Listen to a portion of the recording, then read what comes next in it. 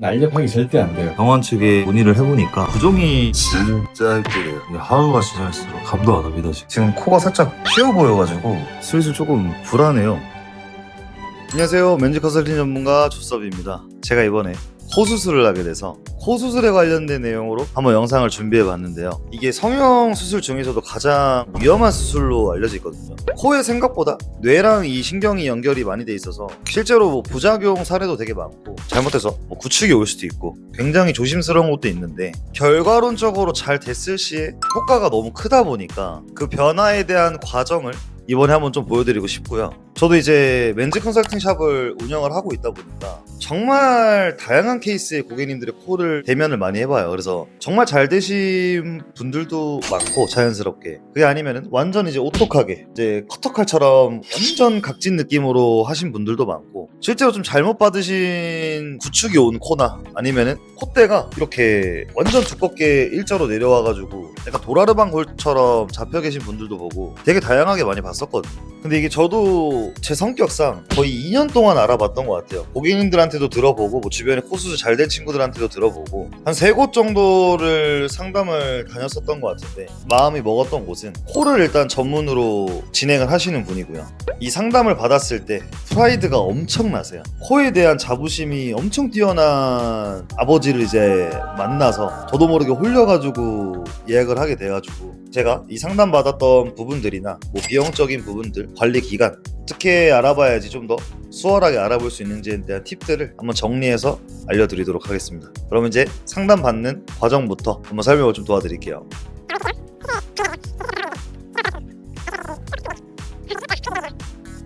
왔는데 기저귀도 주네요. 아마 수술했을 때 지릴 수도 있어서 그런 것 같은데 일단은 착용 한번 해보겠습니다. 먼저 이 수술 부작용에 대해서는 발생하신 중에서 설명드릴게요. 예. 끝나고 나서 코 모양에 대해서 또 얘기할게요. 지금 먼저 코 모양 문제 얘기하죠. 지금 코 모양 특별히 원하는 부분, 너무 이제 날렵한 느낌보다는 자기는 날렵하게 절대 안 돼요. 피부가 두꺼워서 맞습니다. 그때도 말씀해 주셔가지고 피부 자체는 바꿀 수 없지만 이 두꺼운 피부를 어떻게든 조금 모아주고 각을 잡아주는 게 되게 중요하거든요. 지금 자기 조건에서 최대한 윤곽을 잡아주는 게 되게 중요하다. 네. 지금.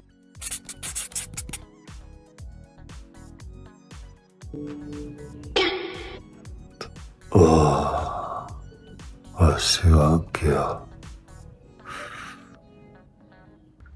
지금 이제 택시 타고 집으로 복귀하고 있고요. 와, 이거 진짜 생각보다 많이 아픕니다. 말도 잘 안 나오고 약도 거의 한 달치를 받아가지고 일단 먹으면서 효과를 보겠습니다.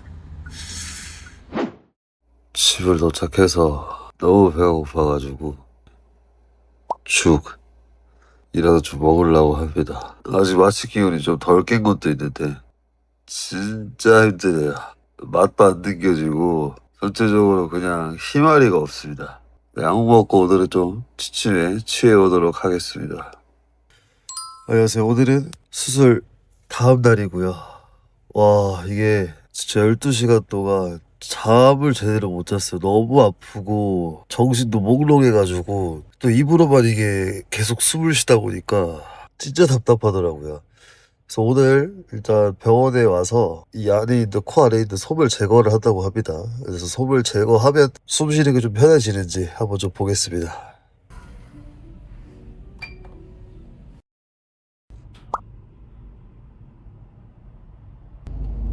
코 안에 있는 솜은 잘 제거해서 나왔고요. 내일 대표원장님 만나서 한번 경과를 보신다고 하시고 4일차 때 실밥 확인을 할 거고, 일주일 때 이 부목을 제거를 한다고 합니다.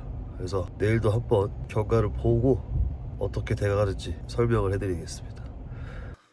병원에 갔다 왔는데 와, 이게 섹션으로 빨다가 출혈이 너무 심하게 터져가지고 솜을 새로 끼고 왔습니다. 얼굴도 점점 부어지는 것 같아서 이 지인들이 추천해준 호박즙을 먹고 좀 치료를 해볼게요.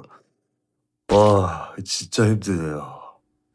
자, 오늘은 수술 3일차입니다. 얼굴이 슬슬 붓는 공간들이 생겨요. 지금 보면은 이 턱 쪽이 좀 많이 붓고, 눈도 멍들이 좀 많이 들기 시작했고요.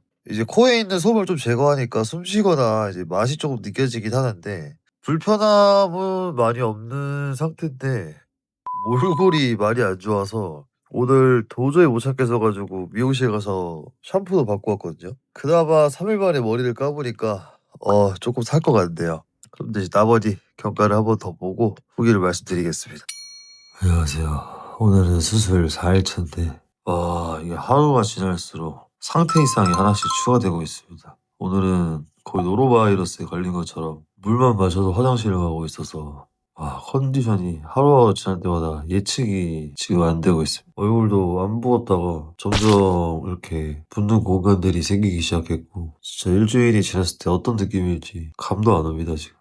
일주일 전까지 좀 푹 쉬어놓고 컨디션 관리를 해서 좋은 결과물로 보여드리도록 하겠습니다. 오늘 드디어 7일차 부먹을 떼러 간 날입니다. 근데 일주일 정도 지나니까 얼굴 곳곳에 약간 노란 멍자국이 좀 많이 생기고 붓기도 어느 정도는 살짝 부어 있더라고요. 그래서 이거에 대한 경과들도 시간 지났을 때 어떻게 달라지는지 보여드리도록 하겠습니다. 아까 부먹을 떼고 나왔는데 다시 묶였습니다. 상태를 더 봐야 된다고. 그래서 이러고 5일 동안 다시 일을 해야 해요. 오늘 푸는 날인 줄 알고 조금 기대됐었는데 그래도 라인 자체는 만족스럽게 잘 나와서 이제 주말 동안 이렇게 일을 해보고 결과물을 다시 보도록 하겠습니다. 지금 오늘이 10일차 정도 지났는데 이제 얼굴에 뭐 노란 멍이나 이런 데 정도만 남았고 붓기도 엄청 많이 빠졌어요. 근데 이제 저번에 부먹을 못 떼가지고 이제 이틀 뒤에 빼러 가거든요. 그때 정확한 코의 형태를 좀 알 수 있을 것 같아서 그때를 봐야지 좀 명확하게 알 수 있을 것 같습니다. 지금 이 부먹을 10일 동안 하고 있으니까 정말 불편해요. 심지어 이러고 일까지 하고 있어서 마주하는 고객님들마다 너무 당황하셔가지고 이 부먹을 빨리 떼기만 해도 관리가 조금 수월할 텐데 그리고 보면은 이 코 안에 이렇게 뭐 지지대 같은 것도 추후에 제거를 할 예정이고요. 코끝에도 지금 이 검은색 보면은 이게 실밥이거든요. 이 실밥도 다음 주 중으로 이제 2주차 때 제거를 할 예정입니다. 나머지는 부먹을 제거하고 전체적인 형태를 한번 좀 보여드릴게요. 오늘 12일차고요. 드디어 부먹을 빼러 갑니다. 정말 답답하고 진짜 제대로 씻지도 못했어가지고 부먹을 정말 떼고 싶었는데 부먹 떼는 것도 좋지만 이제 결과물을 어느 정도 틀을 볼 수 있어서 많이 기대가 되네요. 이제 결과물 한번 보여드리겠습니다.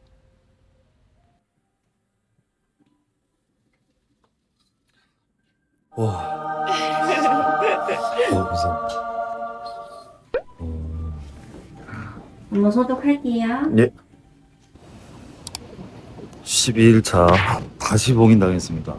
모양을 고정하려고 이렇게 부먹으로 흔들어주신다고 하는데 명확한 이유를 알지를 못하니까 슬슬 조금 불안해요. 결과물이 안 좋아서 이렇게 부먹을 하는 건지 아니면 진짜 고정이 덜 돼 있어가지고 이렇게 부먹을 하는 건지 지금 의문이어가지고 근데 뭐 기다려보는 수밖에 없어서 일단 5일 뒤에 다시 또 부먹 제거랑 실밥 제거를 하기로 해서 그때 경과를 한번 다시 보겠습니다. 안녕하세요. 오늘은 2주차 거의 들어섰고요. 부목을 2주 동안 하는 경우는 제가 거의 못 봤어가지고 이제 병원 측에 문의를 해보니까 제가 코끝이 엄청 뭉툭한 것도 있었고 피부 조직이 되게 단단했었거든요.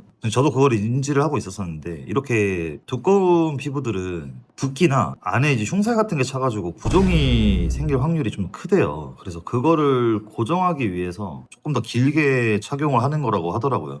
부먹이 있는 것 때문에 불편한 거는 맞는데 당연히 그래도 결과물이 잘 나와야 되니까 3주차 때 실밥을 풀면서 이제 부먹도 같이 제거를 하기로 해가지고 그때 경과를 한번 다시 좀 보여드리겠습니다.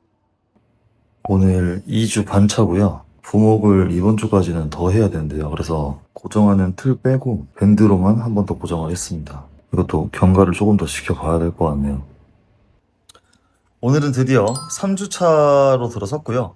이제는 얼굴에 있는 멍이나 뭐 붓기 같은 것도 많이 빠져있는 상태인데 코끝이 아직은 되게 부어있는 느낌이 들어가지고 뭔가 말할 때나 밥 먹을 때도 여기 끝에가 엄청 아직 불편한 느낌이 많이 들거든요.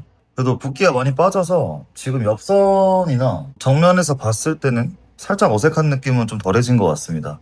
근데 아직은 끝에가 좀 부어 있어서 제가 느끼기엔 지금 코가 살짝 휘어 보여가지고 이거에 대한 거는 이제 한 달 동안 조금 더 경과를 보고 얘기를 해볼게요.